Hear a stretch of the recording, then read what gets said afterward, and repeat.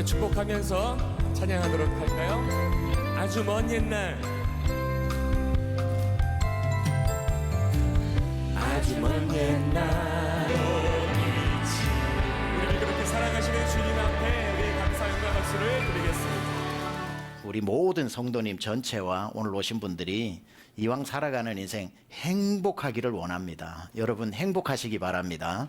그래서 오늘 제가 제목을 행복으로 초대합니다라는 말씀을 전했습니다. 사람이 언제 행복할까 보니까 사람은 세 종류로 이렇게 구성이 되어 있어요. 성경에도 그렇고 일반적으로도 그렇습니다. 눈에 보이는 육신, 뭐 잘생기고 못생기고 건강하고 건강하지 못하고 아프고 다 육신에 대한 이야기죠. 그리고 육신이 존재하고 이 육신 안에는 마인드라고 해서 정신의 세계가 존재합니다. 정신의 세계. 그래서 생각하고 슬플 때 슬퍼하고 기쁠 때 기뻐하는 건 정신의 작용을 말하는 거죠. 그런데 여기까지는 모두 동의를 하는데 또 하나가 우리를 구성하고 있는 중요한 요소가 있는데 바로 혼이라는 겁니다. 다른 말로 영이라고 이야기하죠. 그래서 영어로 사람을 구성하는 세 종류를 body, mind, 그리고 soul or spirit 이라고 이야기합니다. 그래서 사람이 진짜 행복할 때는 이 몸만 건강해서 행복한 게 아니고 몸이 건강하면 그 다음에는 정신이 건강해야 몸과 정신이 건강할 때 사람은 행복하고 거기서 더 나아가 영이라고 하는 이 혼의 존재가 건강해질 때 사람은 완전히 행복해질 수 있다라고 이야기하고 있습니다. 육신이 행복하려면 건강해야 되니까 좋은 음식을 먹어야 되겠죠. 육신은 좋은 음식을 통해서 건강해지고 아프지 않고 그렇게 행복하게 살아갈 수 있습니다. 그래서 저는 여러분들 살아계시는 동안에 좋은 음식을 많이 드시기를 축복합니다. 그런데 육신은 그렇게 좋은 음식을 먹으면 되는데 우리의 정신도 좋은 음식을 먹어야 합니다. 그래서 사람이 육신의 음식만 먹지 않고 정신을 건강하게 하는 음식을 먹죠. 그게 바로 인문학이 될 수도 있고 예술이 될 수도 있고 음악이 될 수도 있고 철학이 될 수도 있고 마음을 수양하는 수양이 될 수도 있고 그래서 좋은 책을 많이 읽어야 하고 인문학적 사유가 깊어야 하고 사람이 밥만 먹고 사는 게 아니라 정신적 양식도 먹어야 하기 때문에 비싼 돈을 내고도 음악회에 가서 음악을 듣기도 하고 그리고 티켓을 구매해서 예술품을 감상하는 것은 육신을 먹이는 게 아니라 정신을 풍요롭게 하기 위해서 그래서 좋은 음악을 듣고 좋은 예술품을 보고 좋은 책 한 권을 읽고 나면 괜히 마음이 부자가 된 것 같고 정신이 건강한 것 같아서 좋은 음식도 많이 먹어야 하지만 평생 좋은 책을 많이 읽는 것도 우리 육신도 건강하고 정신도 건강하기 때문에 저는 여러분이 이 두 가지 양식을 잘 드시기를 또한 부탁합니다. 그런데 그 두 가지만 우리가 먹어서는 안 되고 또 하나의 양식, 영혼을 위해서 먹여야 할 양식이 있습니다.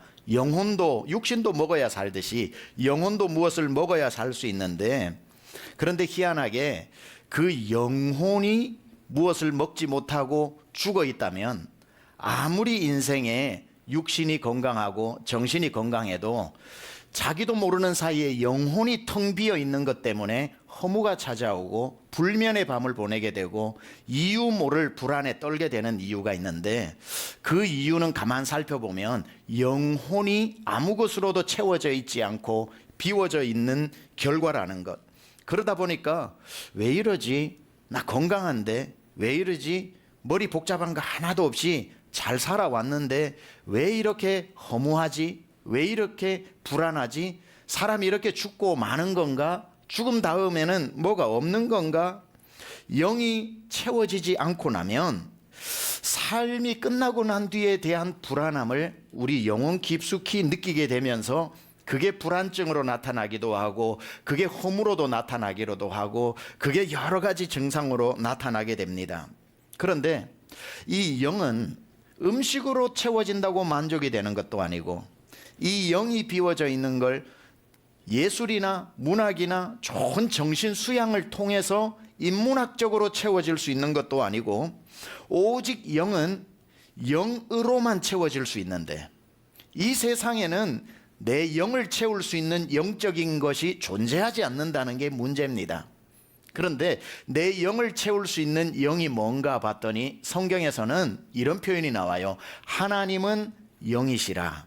그러니 하나님이 영이시기 때문에 내 영 안에 영이신 하나님으로 채워질 때에 그때야 비로소 내 영이 밥을 먹고 육이 살듯이 살아나게 되는 것. 그러면 육신은 좋은 것을 먹고 건강해지고 정신은 좋은 책을 읽어 건강해지고 내 영혼은 영이신 하나님으로 채워졌을 때에 건강해지면서 비로소 그 사람을 영혼 육이 건강한 완전히 행복한 사람이 된다라고 이야기하고 있는데, 그래서 위대한 철학자이면서 교부였던 신학자 아우구스티누스가 아주 이런 의미 있는 이야기를 했습니다. 한번 들어보세요. 하나님은 인간을 만드실 때 인간 속에 오로지 하나님으로만 채울 수 있는 공간을 만들어 놓으셨다. 이 공간은 하나님 외에 그 어떤 것으로도 채울 수 없다. 오직 하나님으로만 채워질 때 인간은 비로소 행복을 느끼게 된다. 그래서 사람이 어떻게 행복할까? 육신은 음식으로 채우고 정신은 교양으로 채우고 영혼은 하나님으로 채워질 때 비로소 완전한 행복을 누리게 된다는 거죠.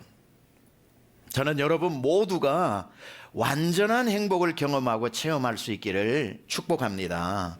제가 말씀을 준비하면서 사람이 인생을 살면서 어떤 일이 있을 때 어떨 때 행복을 느끼는가 한번 생각해 봤더니 사람이 행복을 느끼는 게 많겠지만 언제 행복을 느끼는가 보니 몇 가지가 나오더라고요. 사람이 행복을 느낄 때가 첫 번째 제가 말씀드리고 싶은 것은 내 곁에 믿고 맡길 사람이 있을 때 사람은 든든해지고 행복을 느끼더라고요.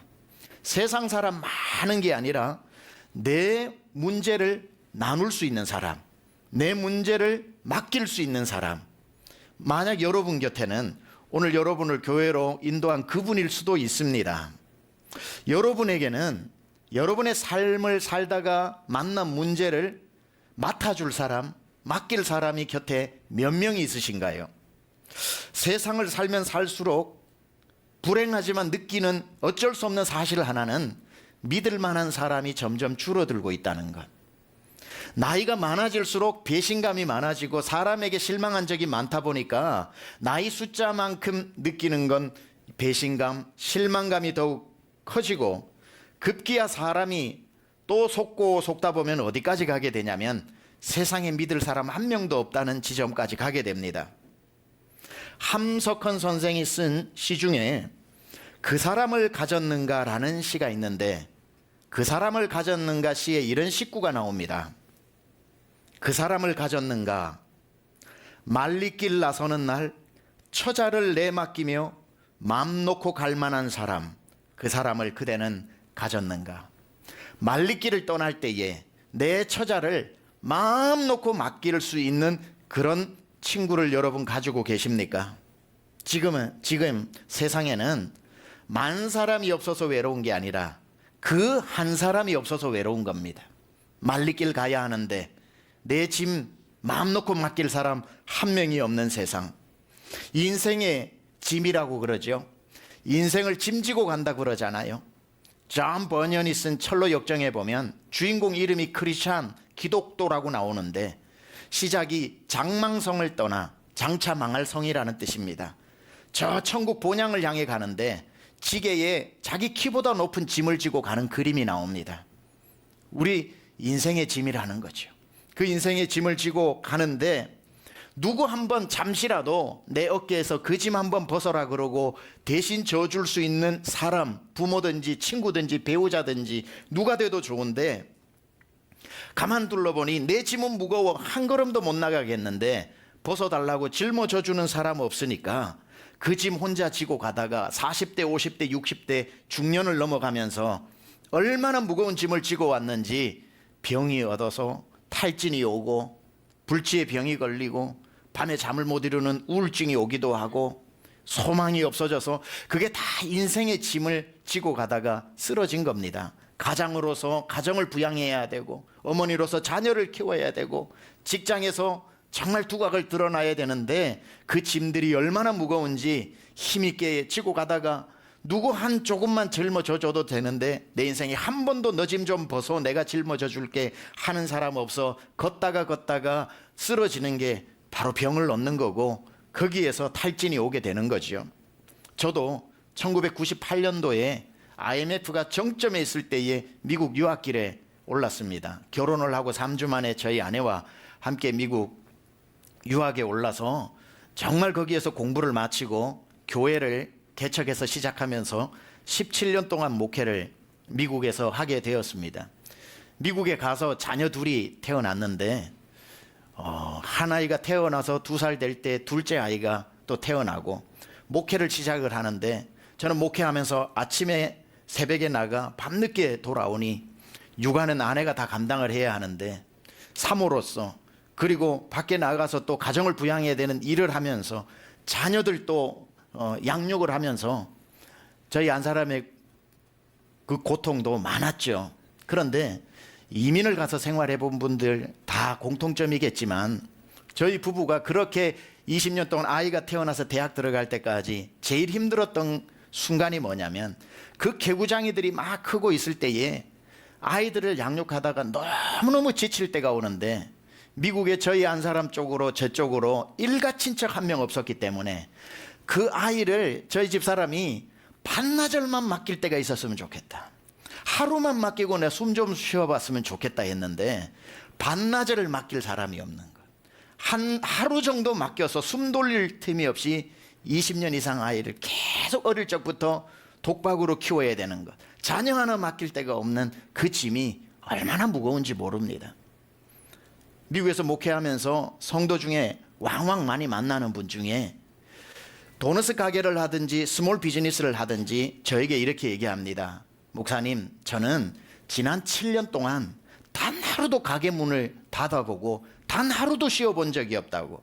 아니 7년 동안 공휴일 하루 없이 7년 동안 계속 그 장사를 해왔던 분, 왜 그런 일이 일어날까요? 반나절만 이 가게를 맡길 수 있는 사람이 없으니까 그래요. 하루만 누가 맡아줘도 내 하루 외출하고 숨 좀 돌릴 텐데 맡길래야 맡길 수 없고, 그럼 문 닫으면 되지 않는가? 경쟁업체가 길 건너편에 있으니 하루 문 닫으면 고객들 글로 다 옮겨갈까 봐 불안해서 닫지 못하면서 단 하루도 가게 하루 맡길 데가 없고 아이 며칠 맡길 데가 없이 살아가는 게 우리의 인생이더라는 겁니다. 그런데 여러분, 그렇게 우리의 인생의 짐을 지고 가는 것도 너무 힘들고 잘 지고 가는 거 중요하지만 진짜 무거운 짐은, 우리 인생의 짐은 죽을 때 다 벗어버리는 짐입니다. 다 병도 벗어버리고 모든 무거운 짐은 죽을 때 다 벗는데, 그것보다 훨씬 더 무섭고 무거운 짐은 뭐냐면 태어날 때부터 가지고 짊어지고 태어난 짐이 있는 거예요. 아까 말씀드린 그 짐들은 태어나서 내가 짊어지게 된 짐들이라면, 태어날 때부터 짊어지고 태어난 짐이 있는데 성경에서는 그 짐을 죄의 짐이라고 얘기하는 겁니다. 죄의 짐. 성경에서 모든 사람은 태어날 때 보이지 않게 그 몸에 죄를 짊어지고 태어났다고 이야기합니다. 아니, 내가 사람을 죽였나? 내가 무슨 도둑질을 했나? 왜 죄를 짊어졌다고 하지? 성경에서는 무엇을 죄라고 말하냐면 하나님을 모르는 상태, 하나님을 떠난 상태, 하나님을 인정하고 믿지 않는 상태를 죄의 상태라고 말하는 겁니다. 그러니까 우리가 아는 죄하고 좀 다르죠. 사람은 태어날 때에 전 세계 75억 인구가 다 하나님을 모른 채 태어나는 겁니다. 하나님을 떠난 상태에서 태어나는 거예요. 이 중에 그 누구도 태어날 때 나 하나님 믿을래요 하신 분이 없고, 나 하나님 알아요 하는 사람 없이 태어나는 사람은 다 하나님을 모른 채, 하나님을 떠난 채 살아가고 있습니다. 사람이 하나님을 떠났다라고 하는 증거가 뭐냐면, 소극적으로 반응할 때는 하나님 이야기를 하면 무관심하게 되는 거고, 적극적으로 표현할 때는 대적하게 되는 겁니다. 그래서 하나님 계십니다라고 이렇게 저처럼 얘기를 하면 그런 게 어딨어 라고 무관심하는 것도 내가 하나님하고 끊어져 있는 관계라는 증거가 되는 거고, 하나님 계십니다라고 했을 때에 말도 안 되는 소리 하지 마라 적극적으로 이야기하는 것도 하나님을 믿지 않는다는 증거가 되는 거지요. 소극적 무관심이든 적극적 반대든 똑같은 것 한 가지는 하나님을 떠나 있다는 상태고, 성경은 그 상태를 죄의 상태라고 이야기하는 겁니다. 우리 인간은 모두 태어날 때에 하나님에게 무관심하고 하나님을 모르는 상태로 태어나니 성경에서는 모든 사람이 죄인으로 태어났다라고 말하는 거지요. 태어나 봤더니 너무 고맙게도 우리 집이 기독교 5대 집안이라고 합시다. 아버지가 장로님이고 할아버지가 목사님이고 그 또 정조 할아버지가 또 장로님이어서 5대 집안에 태어났다고 해서 태어나는 날 하나님을 아는 게 아니라는 거예요. 5대 10대 집안에 태어나도 태어나는 그 아이는 하나님을 모른 채 태어나기 때문에, 집안이 기독교 집안이라고 그 아이가 착한 죄인이 아닌 상태로 태어나는 게 아니고, 태어나는 아이는 어디에서 태어나든지 간에 다 똑같이 하나님 모르고 태어나는 상태. 하나님 모르고 태어난 상태에서 하나님 이야기를 할 때 무관심하거나 반대하거나 하다가 이 인생 하나님 없이 살다가 누구나 죽는 죽음을 맞이하게 될 때는 하나님 없는 곳으로 가게 되는 거죠. 하나님 만나지 않고 살았기 때문에 하나님 없는 곳을 성경은 지옥이라 얘기하고, 하나님이 계신 곳을 성경은 천국이라고 이야기하기 때문에 우리는 이 세상 태어날 때부터 죄의 짐을 지고 태어났다가 적어도 어느 한날은 이런 말 들어서 이 죄짐을 벗어버리고 하나님 계신 곳으로 갈 수 있는 선택을 인생에서 한 번은 해야 한다는 겁니다. 그래서 태어난 모든 사람은 하나님을 믿지 않는 이 죄의 짐을 짊어지고, 아는 사람도 있고 모르는 사람도 있고 그저 아는 채 모르는 채 이 세상 짐보다 더 무거운 죄의 짐을 짊어지고 가는데, 이 짐 도대체 어떻게 해야 할까? 하나님이 인간의 몸을 입고 내려오셔서 이 짐을 대신 가져가기 위해서 오신 분이 있는데, 그분을 우리는 예수님이라고 얘기합니다. 예수님이 완전한 하나님이고 완전한 인간이기 때문에 하나님께로 인간을 데리고 갈 수 있는 유일한 분이에요. 그분은 하나님이시기도 하고 인간이기 때문에 완전히 하나님과 인간 사이에 서 계실 수 있는 자격이 있는 분, 그분이 오셔서 우리에게 뭐라고 말씀하셨냐면 이렇게 말씀하셨어요. 수고하고 무거운 짐진 자들아 다 내게로 오라.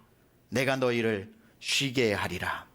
수고하고 무거운 죄의 짐을 짊어지고 살아가고 있는 사람들아, 다 내게로 와서 그 죄짐을 맡겨라. 내가 그 죄짐을 짊어지고 가려고 왔다. 여러분, 들고 가던 무거운 짐 누가 100m만 들고 가줘도 너무 가볍고 날아갈 것 같잖아요. 죄의 짐이 얼마나 무겁냐면 죽어 지옥까지 끌고 내려가는 이 무거운 짐을 예수님이 대신 짊어지고 가셨다고 할 때 우리가 얼마나 영혼이 날아갈 것 같겠습니까? 주님이 수고하고 무거운 짐을 지고 가는 인생의 짐도 가져와라. 죄의 짐도 가지고 와라. 그리고 내가 다 짊어지고 갈 테니 너희는 쉼을 얻어라 라고 초청하고 있습니다. 주저할 것 뭐 있습니까? 이 죄의 짐을 가지고 예수님께 나아가서 이 짐 맡겨버리면 되는데, 이렇게 말씀하면 됩니다. 예수님, 내 영혼의 죄짐을 내가 못 지고 가니 예수님께 맡깁니다. 예수님, 내 마음속에 들어오셔서 이 짐 좀 가져가십시오 라고 말하면 예수님이 당장에 들어오셔서 여러분 인생의 짐뿐 아니라 죄의 짐까지 다 가지고 가십니다. 오늘 한 분도 인생의 짐 짊어지고 죄의 짐 짊어진 상태로 이곳에 오셨다가 이 설교 마치고 나가실 때 그 짐 바리바리 다시 싸서 나가는 분 없고 다 예수님께 맡기고 나가는 분 되시기를 축복합니다. 사람이 언제 행복하냐? 또 한 번 생각해 보니까 살 집이 있을 때 행복합니다. 살 집이 있을 때. 사람이 음식만 먹고 살 수는 없는데 잠자는 거할 집이 있어야 되잖아요. 그래서 사람은 집에 대해서 관심이 많습니다. 한국에 특별히 좁은 땅에서 살기 때문에 집 한 채 있고 없고가 참 중요하더군요. 그래서 월세, 전세, 그리고 자기가 주인이냐, 이게 굉장히 중요하고, 어느 지역에 사느냐, 어느 집이 더 올랐느냐, 누구는 빌라에 사냐, 누구는 아파트에 사냐, 누구는 단독주택에 사냐, 누구는 전원주택까지 가지고 있느냐, 취향도 다르고 특징도 다른데 살다가 이 서울 하늘 밑에 내 이름으로 된 집 한 채 가졌을 때 기분이 얼마나 좋은지 몰라요. 아, 이제 어디 떠돌아다니는 서름을 당할 일이 없겠구나. 저는 어릴 적에 저 경상남도 울주군 두동면 은편리 하일레에서 태어나고 자랐는데 산골입니다. 다 가구수, 하일레 가구수 해봐야 18가구에 제가 농촌 출신도 아니고 산골 출신인데 저희 집이 18가구 중에 제일 가난해서 나머지 집들은 다 스레트 집이고 기와집일 때 저희 집만 초가집이었습니다. 초가집에 사는 서름이 있습니다. 저희 부모님 열심히 농사 지으셔가지고 제 나이 초등학교 3학년 4학년 때쯤 될 때 드디어 기역자로 된 저희 집 그 지붕 멍석 같은 그 초가를 걷어내고 거기에 슬래트 집으로 얹을 때 제 또렷한 기억으로 마당에서 제가 춤을 췄습니다. 야, 우리 집도 슬래트 집이다. 드디어 우리 집도 슬래트 집이다. 슬래트 아시죠? 예. 슬레이트 해야 합니까? 우리는 수레또라고 그랬는데 우리 집도 수레또 집이다. 우리 집도 수레또 집이다. 춤을 덩실덩실 국민학생이 췄는데 며칠 지나고 우리 동네를 쭉 봤더니 전부 기와집으로 바뀌어버려가지고 또 우리 집이 제일 혼자 수레또 집이었던 집 없는 그런 서름도 가졌습니다. 이렇게 사람은 평생 좋은 집을 가지기 위해 30평 마련하면 40평 가고 싶고 그래서 이런 말도 있지요. 집에 울고 집에 웃고 집이 이렇게 중요한 겁니다. 저는 오늘 오신 분들과 우리 강남중앙 모든 성도님들 좋은 집 얻으시길 축복합니다. 좋은 집 살아야 합니다. 좋은 집 주님 선물로 주시기를 축복합니다. 이처럼 육신이 거하는 집 굉장히 필요하지만 아까 말씀드렸다시피 우리의 영혼도 거할 집이 필요합니다. 육신만 거할 집이 아니라 영혼도 거할 집이 필요한데 우리 영혼이 언제 가장 기쁜가 봤더니만 영혼의 집을 마련했을 때 영혼의 집을 그냥 내 육신이 거할 집뿐이 아니라 영혼의 집을 만들었을 때 만났을 때 얻었을 때 그렇게 행복합니다. 우리 영혼의 집이 뭘까? 두 자로 그걸 천국이라고 이야기하고요. 천국이 이 땅에 출장 온 것을 우리는 뭐라 그러냐면 교회라고 얘기합니다. 그래서 영혼이 이 땅에 거할 때는 교회가 집이 되는 거고 죽어서 영혼이 가는 곳을 천국이라고 이야기하는데 영혼이 천국을 보장받았을 때 야, 내 영혼도 거할 집이 있다. 영혼이 그렇게 만족하고 행복해하는 겁니다. 여러분 이 세상 떠날 때에 아무리 고래등 같은 집에 살아도 우리 육신은 땅에 묻힙니다. 아무리 IQ가 200이라도 그 정신도 땅에 묻힙니다. 육신도 땅에 묻히고 우리의 살던 집도 다 상관없이 우리의 생각, 정신도 다 땅에 묻히는데 땅에 묻히지 않고 살아있는 한 가지는 영입니다. 그러니까 영이 살아있기 때문에 죽음 후에 영이 거할 집이 필요한 거죠. 영혼은 죽지 않기 때문에 영혼이 가서 영원히 살아야 할 집이 필요한 겁니다. 하나님을 만난 사람만 갈 수 있는 집, 그것을 천국이라고 하고 하나님을 못 만나서 사는 사람은 그 살 집이 없기 때문에 가는 곳을 죄송하지만 지옥이라고 이야기하는데 그러나 하나님은 천하 인간 한 사람도 지옥 가기를 원치 않는다고 말씀하셨습니다. 아니 근데 무슨 천국 만들어 놓고 지옥 만들어 놓고 하나님 게임하는 것도 아니고 너는 천국 지옥이라고 하냐? 아니요. 지옥은 성경에 보니까 사람을 위하여 만든 곳이 아니라고 합니다. 지옥은 왜 만들었는가?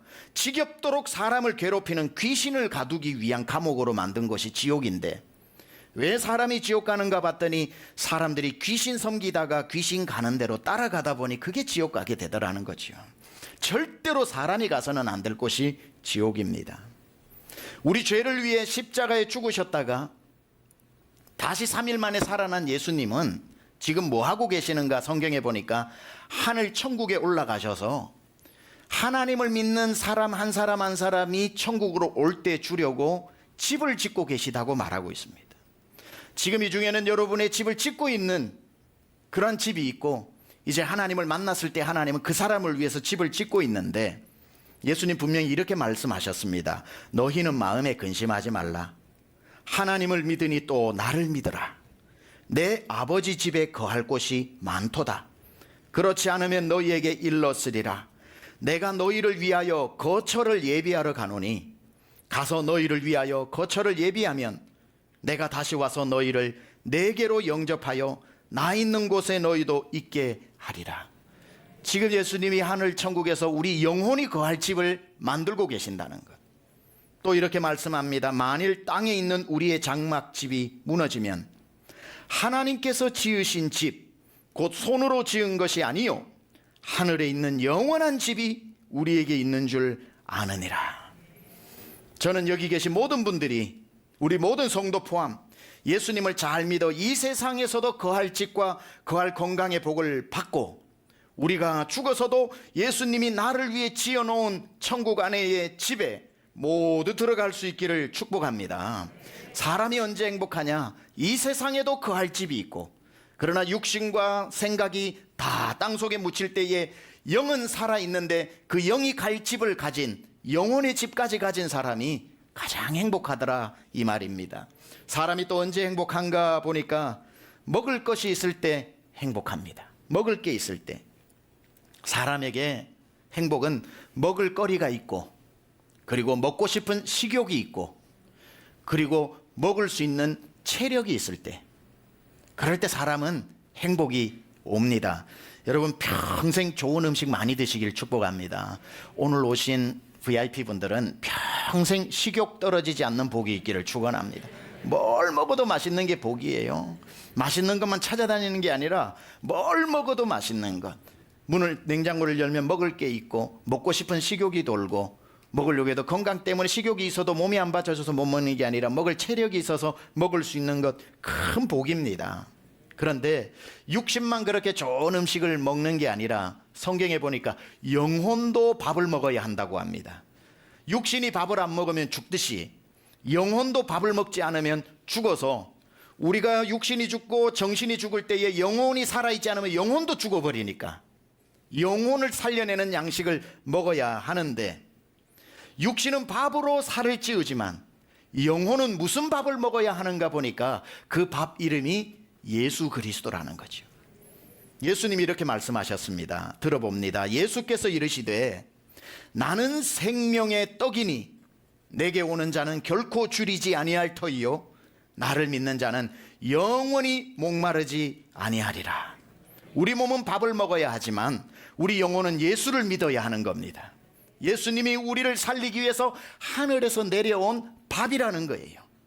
예수님을 우리 영혼이 받아들일 때 그 영혼이 예수 밥을 먹는 거기 때문에, 우리 육신이 죽고 정신이 죽을 때도 예수 밥 먹고 영혼이 살아난 사람은 살아서 천국에 나를 위해 예비한 집으로 갈 수 있고, 천국의 출장소인 교회에서 남은 인생 행복하게, 우리 교회 수천 명 등록되어 있는 성도 7,400명이 여러분의 다 형제가 되고 여러분의 다 친구가 되고, 이 교회가 어디에서도 얻을 수 없는 여러분의 공동체가 되어서 이 땅에서는 교회를 내 영혼의 집으로 삼고 죽어서는 천국을 내 영혼의 집이 되어서 영원히 살 수 있는 겁니다.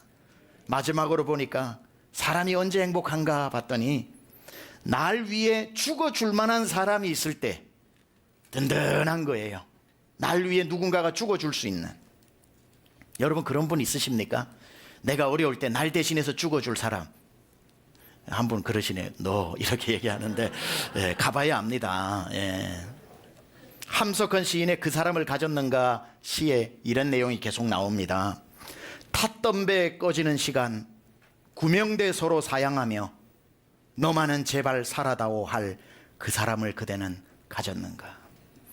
탔던 배 꺼져가는데 구명대 서로 자기가 메고 죽으려고 할 때 하나밖에 없는 구명대 서로 양보하면서 너만은 살아달라고 하는 그런 친구 하나쯤 있으면 세상 아무리 험해도 갈만하지 않겠습니까? 여러분을 위해 죽어줄 그런 한 사람이 있습니까? 아무리 돌아봐도 부모도 그 일 못하고 자식도 그 일 못해준다고 해도 여기에 여러분을 위해 이미 죽어준 한 사람이 있다는 것. 여러분을 위해 죽어주신 한 분이 있다는 것, 그분의 이름이 예수 그리스도인데, 남을 위해 죽는다는 거 쉽지 않은데 정말 사회에 필요해서 저 사람은 살아야 돼서 죄 많은 사람이 대신 사회적 공헌을 위해 가끔씩 죽는 위인들이 있을지 몰라도 훌륭한 사람이 아닌 감옥에 있는 죄수를 대신해서 죽어줄 사람은 없다고 이야기하는데, 우리는 하나님을 모르는 죄인인데 예수님이 죄인인 우리를 대신해서 죽어주셨던 이야기를 성경은 이렇게 이야기합니다. 의인을 위하여 죽는 자가 쉽지 않고 선인을 위하여 용감히 죽는 자가 혹 있거니와, 우리가 아직 죄인 되었을 때에 그리스도께서 우리를 위하여 죽으심으로 하나님께서 우리에 대한 자기의 사랑을 확증하셨느니라. 아무도 날 위해 죽어주지 않는데 예수님은 2000년 전에 벌써 내 죄를 대신 짊어지고 십자가에 대신 죽어주시면서 뭘 보여주셨다고요? 하나님이 당신을 얼마나 사랑하는지를 확증해 보이셨답니다. 내가 그분의 이름을 부르기도 전에 그분은 오늘 여러분 이름을 아셨고, 내가 그분을 찾기도 전에 바다의 모래알과도 같은 많은 사람 중에 나를 찾아내셨고, 누군가를 보내어 이 자리까지 오게 하셨고, 내가 부모의 태에서 형질이 생기기 전에, 창세 전에 나를 만들으셔서 자녀 삼기로 결정하셨고, 하나님에 대해 관심도 없고 하나님의 이름을 부른 적도 없고 하나님을 한 번도 찾아본 적이 없는데, 하나님은 이미 만세전에 나를 찾아내셔서 내 이름을 손바닥에 새겨두셨다가 2022년 몇 월 며칠에 주의 자녀로 불러주셔서 오늘도 하나님의 성경에는 손바닥에 여러분의 이름이 적혀 있다고 이야기합니다. 여러분, 한국인이, 제가 조사를 해보니 한국인이 평생 먹는 음식의 양이 27톤이랍니다. 27톤. 여러분 다 27톤 드시는 겁니다. 엄청납니다. 사람이 평생 육신을 위해 27톤의 음식을 먹고 자기의 영혼, 정신을 위해서 수만 권의 책을 소장한 사람이 있지만 1만 권 이상의 책을 읽을 사람은 없습니다. 자기 육신을 위해 27톤을 먹고 정신 교양을 위해서 1만 권의 책을 읽는다고 해도 그 영혼이 하나님을 만날 수는 없는 겁니다. 하나님을 만나지 못하면 그 영혼은 이 세상 끝날 때에 끝나고 마는 겁니다. 끝나는 게 아니죠. 하나님 없는 곳으로 가게 되어 있습니다. 우린 그곳을 지옥이라고 얘기합니다. 오직 영혼의 양식인 예수 그리스도를 믿을 때 우리의 영은 살아나게 되어 있고, 살아난 사람만 갈 수 있는 천국이 예비되어져 있는데, 이 말씀으로 마무리하겠습니다. 오늘 읽었던 요한복음 10장 10절에 보니까 인생에 두 주인이 있는데, 하나는 도둑이라고 말한 마귀 귀신이 있고 하나는 예수님이라고 하는 또 하나의 주인이 있는데, 도둑이 온 것은 목적이 도둑질하고 죽이고 멸망해서 지옥으로 데려가는 것이고, 예수인 내가 온 것은 사람들로 생명을 얻게 하고 살아있는 동안 풍성히 얻게 하는 것이 목적이라고 했는데, 태어날 때부터 이 도둑은 우리에게 있어서 영원히 사는 생명을 도둑질해 가서 죽게 만들고, 하나님이 주신 기쁨을 도둑질해 가서 슬픔을 만들고, 하나님이 건강하게 만들었는데 건강을 도둑질해 가서 병이 들게 만들고, 하나님은 늘 소망을 주셨는데 소망을 도둑질해 가서 절망 속에서 사는데, 그렇게 그게 인생인 줄 알고 살았는데, 예수님이 오신 목적은 마귀 도둑이 다 훔쳐간 걸 다시 다 찾아와서 자녀들을 살리고 풍성하게 돌려주신다고 해서 예수님을 믿는 순간 마귀가 훔쳐간 그 건강을 되찾아 주셔서 하나님 앞에 기도하면 건강해지고, 정말 마귀가 훔쳐갔던 기쁨을 되찾아와서 예수 믿을 때에 그렇게 기쁘고, 내일에 대한 소망 하나 없었는데 마귀가 훔쳐간 소망을 다시 되찾아와서 절망에서 소망으로 바꾸어 주고, 우리를 지옥으로 데려가는 생명을 주님이 다시 찾아와서 생명을 우리에게 주셔서 이 땅에서 교회를 통해 행복하게 살다가 죽어 영원한 끝도 없는 세상에서 나를 위해 예비한 하나님의 집에 들어갈 수 있도록, 예수님이 온 것은 마귀가 도둑질해가 모든 것을 되찾아 주기 위해서 왔으니, 오늘 이왕 오신 것 한 분도 예외 없이 이 모든 주님이, 예수님이 찾아주신 것을 마음에 믿으면 다 회복되니까 마음속에 받아들이고 새 생명을 얻어 풍성한 삶을 얻어야 할 겁니다. 누구든지 예수 그리스도를 믿는 자는 멸망치 않고 영생을 얻게 된다 했으니, 이곳에 오신 모든 분들 예수 믿어 몸의 질병도 치료되고 정신 우울증, 정신적인 문제, 근심, 염려도 해결되고 가장 중요한 영혼도 구원받아 모두 구원받는 이 세상 최고의 행복을 누리시기를 주님의 이름으로 축원합니다. 이제는 우리 주 예수 그리스도의 은혜와 하나님 아버지의 놀라우신 사랑하심과 성령님의 감화감동 내주 교통 역사하심이 오늘 주 앞에 예배한 모든 성도들과 VIP들 머리 위에 지금부터 영원토록 함께 하옵시기를 간절히 축원하옵나이다.